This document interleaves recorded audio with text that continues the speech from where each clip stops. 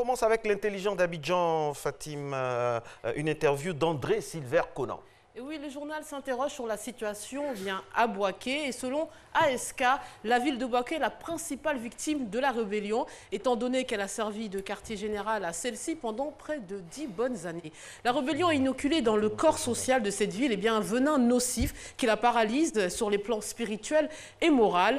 Elle a libéré en de nombreuses personnes un esprit de soulèvement et un recours systématique aux armes et à la violence pour régler des problèmes que la raison où l'intelligence aurait suffi à régler. Alors comment peut-on sauver Bouaké? Toujours selon André Silver Conan, il faut une catharsis de choc alliant solutions structurelles et civiques.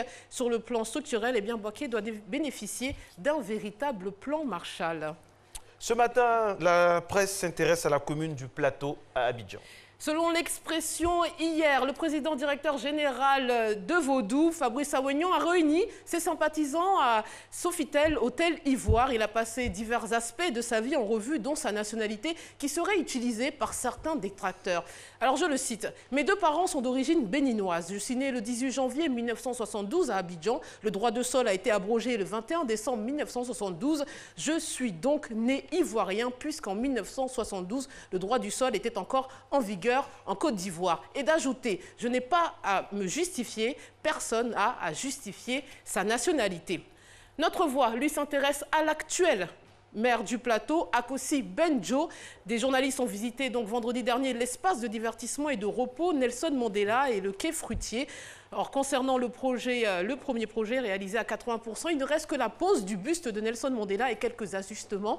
Et ce projet d'un coût d'1 milliard de francs CFA sera livré en mars-avril et ce sont plus de 300 emplois qui seront donc offerts aux jeunes. Et on finit, Fatim, avec le récapitulatif de la semaine écoulée. Et oui, cette semaine, le peuple était dans la rue. Regardez, le 14 janvier, la Tunisie célébrait le 7e anniversaire de la révolution de Jasmin qui a conduit donc à la chute du président Ben Ali. Depuis le début de l'année, les Tunisiens manifestent à nouveau leur colère contre l'augmentation des prix. Direction maintenant le Chili. Ces policiers arrêtent une manifestante venue protester contre la visite du pape François. Le pays a été secoué ces dernières années par de nombreuses affaires de pédophilie impliquant des prêtres catholiques.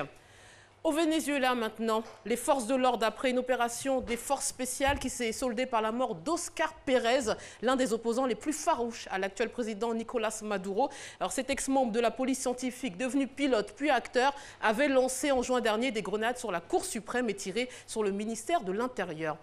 En France, à Notre-Dame-des-Landes, des activistes de la ZAD, c'est-à-dire la zone à défendre, célèbrent l'annonce du Premier ministre Édouard Philippe de l'abandon du projet de construction de l'aéroport du Grand Ouest. On poursuit avec des images insolites en Turquie, plus précisément dans le nord-ouest du pays. Un avion s'est embourbé dans une falaise lors de son atterrissage et aucun passager ou personnel de bord n'a été blessé lors de cette impressionnante sortie de piste.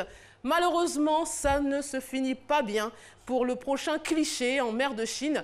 Le pétrolier iranien Sanchi en flammes au large des côtes chinoises et l'incendie a ravagé le navire qui a ensuite sombré. Il n'y a aucun survivant parmi l'équipage. Et on va clore ce chapitre avec cette image insolite en Israël. Une nuée des tourneaux passe au-dessus d'un village. C'est une jolie photo d'Amir Cohen pour Reuters. Allez, c'est tout pour aujourd'hui. Bonne suite d'émission et à demain si Dieu le veut. Et merci à vous, belle robe rouge. Hein. Vraiment, les réactions pleuvent sur #, Matin Bonheur.